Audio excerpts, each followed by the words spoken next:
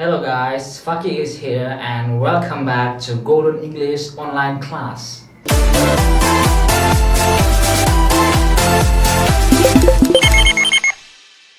Okay guys, so now we will learn about verb. Ya, what is verb? Apa itu kata kerja? Nah, kata kerja merupakan salah satu komponen bahasa yang utama dalam bahasa Inggris. Karena dalam satu kalimat harus ada minimal satu kata kerja. You can't have a sentence without the verb. Oke, dalam verb itu secara umum dibagi menjadi 3 bagian. Pertama adalah action verbs, lalu mental verbs, dan yang terakhir state of being. Oke, yang pertama adalah action verbs. Apa itu action verbs? Ya, action verbs adalah verbs yang menjelaskan tentang physical actions. Contoh, let's run to the corner. Dalam kalimat tersebut, kata kerja run memiliki arti berlari. Nah, berlari merupakan physical actions. Oke? Lalu yang kedua contohnya, I call you every day. Dalam kalimat tersebut, kata kerja call yang artinya menelpon merupakan kata kerja actions. Contoh yang ketiga, she talks too much. She talks too much. Dalam kalimat tersebut, kata talk merupakan kata kerja actions karena memiliki pergerakan dalam tubuh kita. Nah, action verbs is divided into 2. Action verb dibagi lagi menjadi 2. Yang pertama adalah intransitive verb dan yang kedua adalah transitive verb. Nah, transitive verbs merupakan kata kerja yang diikuti langsung oleh sebuah objek yang merupakan kata benda. Udah belajar kan kata benda? Contohnya, you must listen to me now when I'm talking. Dalam kalimat tersebut, kata kerjanya merupakan listen yang diikuti oleh kata me, to me, yang merupakan sebuah objek. So, listen to me. Langsung diikuti oleh objek. Contoh yang kedua, you can call me now. Dalam kalimat tersebut, kata kerjanya merupakan call yang diikuti oleh kata benda me, yang merupakan sebuah objek. Nah, gimana dengan intransitive verb? Gampangnya, intransitive verb merupakan kebalikan dari transitive verb. Jadi, dalam intransitive verb tidak diikuti oleh kata benda atau objek. Contohnya, the bomb exploded in the city center. Nah, dalam kalimat tersebut, kata kerjanya merupakan exploded dan tidak diikuti oleh objek, tapi diikuti oleh keterangan tempat. Contoh yang kedua, the man has been painting for hours. Dalam kalimat tersebut, kata kerjanya merupakan has been painting, yang berarti sedang melukis, dan tidak diikuti oleh sebuah objek, tapi diikuti oleh keterangan waktu, 4 hours. Nah, itu tadi tentang action verbs. Sekarang kita akan membahas tentang mental verbs. Mental verbs adalah kata kerja yang berhubungan dengan perasaan dan pikiran. Jadi, kebalikan dari action verbs yang merupakan tindakan. Nah, biar mudah saya akan kasih contoh. I know the answer. Saya tahu jawabannya. Dalam kalimat tersebut, kata kerjanya merupakan know, yang berarti tahu. Contoh yang kedua, I love you. Dalam kalimat tersebut, kata love yang merupakan kata kerja berarti cinta. Dalam kata cinta, kita tidak bertindak apa-apa, tetapi prosesnya ada di dalam perasaan dan pikiran kita. Oke, itu tadi tentang mental verbs. Gampang kan? Sekarang kita akan membahas tentang state of being. Yang mungkin teman-teman pasti pada bingung, apa itu state of being? State of being adalah verb yang digunakan untuk mendefinisikan atau mendeskripsikan kata benda. Contohnya, I am a student. Saya adalah siswa. Dalam kalimat tersebut, kata kerjanya merupakan am yang menjelaskan kata benda I, seorang siswa. Dalam kata kerja state of being menggunakan kata kerja to be. Pasti teman-teman udah familiar dengan to be.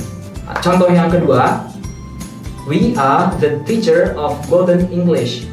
Kami adalah guru Golden English.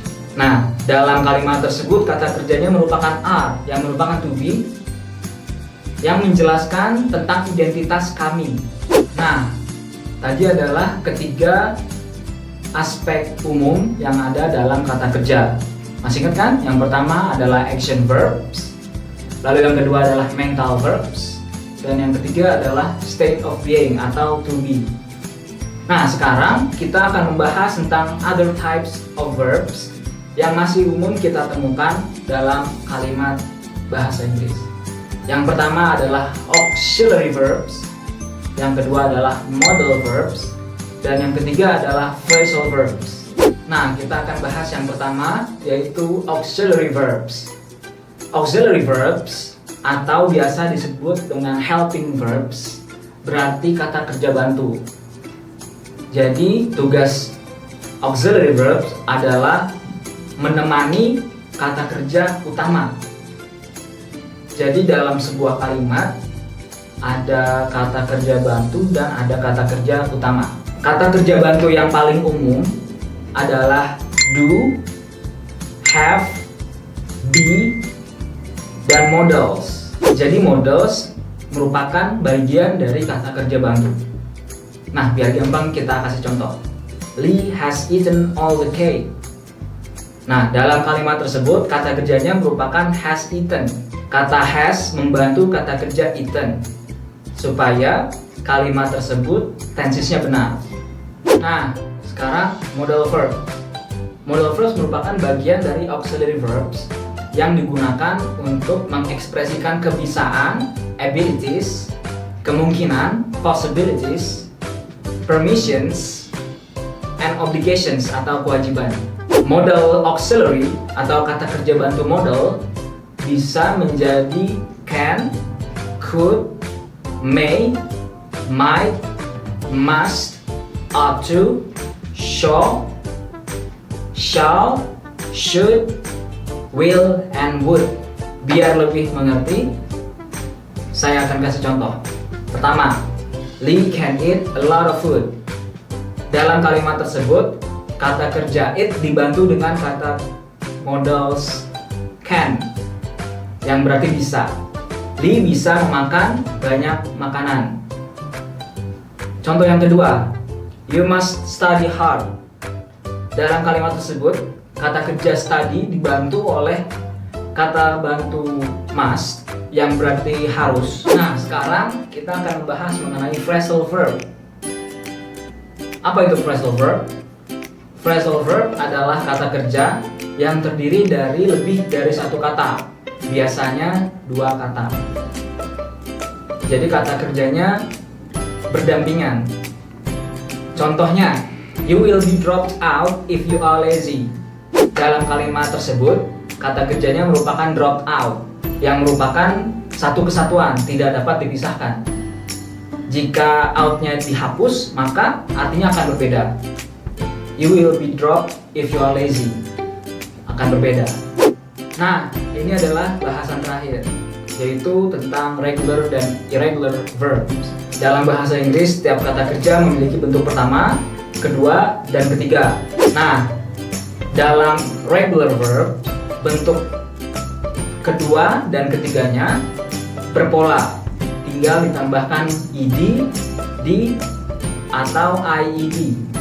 Nah, contohnya kata kerja pertamanya love, kata kerja keduanya menjadi loved, ditambahkan d, dan kata kerja ketiganya menjadi loved, sama. Contoh lain, kata kerja pertamanya study. Nah, kata kerja keduanya menjadi studied, dan kata kerja ketiganya menjadi studied, sama. tinggal ditambahkan ed. Nah, selanjutnya merupakan irregular verb. Gampangnya, irregular verb merupakan kebalikan dari regular verb, yang berarti dalam irregular verb kata kerja kedua dan ketiganya tidak memiliki pola, jadi bisa dibilang acak.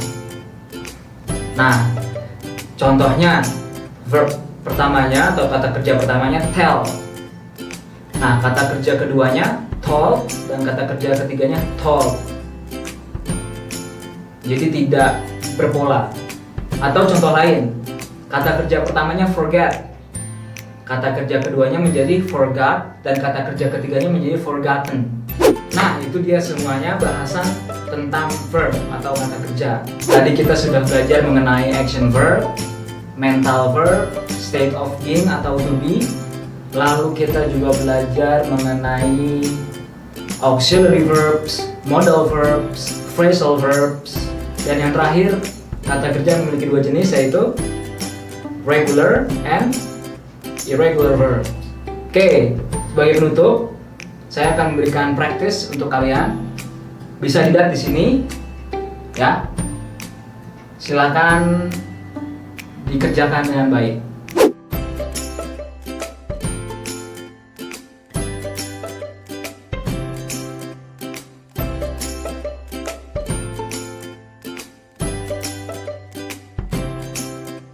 Okay guys, thank you for watching, and I hope you enjoyed this class, and see you next time.